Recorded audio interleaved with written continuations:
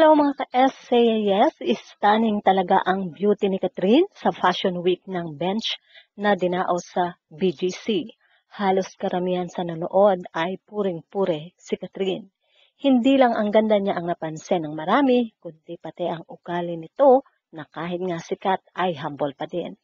Sa post ng businessman na si Timmy Yap sa official Instagram nito, binanggit niya kung paano hinangaan si Catherine during Fashion Week ng Bench.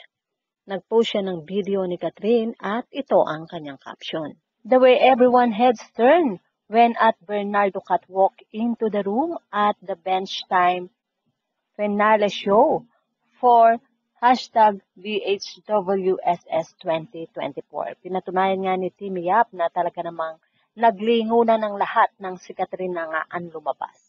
Halos lahat nga ay nakaredy ang mga cellphone para kuhanan si Catherine sa pagpasok nito. At bagay na bagay pa nga ang music na Pretty Woman. Sa post na ito pa rin ni Timmy Yap, napakomento naman si Sulen Yusap. At sinabi niya na gusto niya si Catherine, pati ang pagkatao nito. Marami nga ang pumupuri kay Catherine dahil sa pagiging humble ng aktres.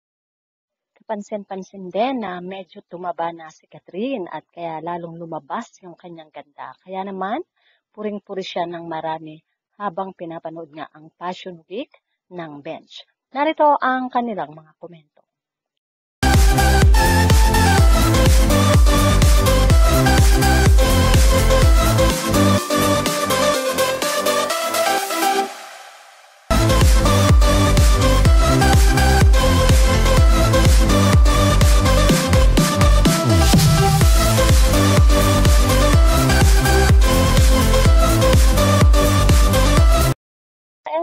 Yes, ano ang masasabi nyo? Well, put your comment down below at syempre huwag kakalimutang mag-like, share, and subscribe.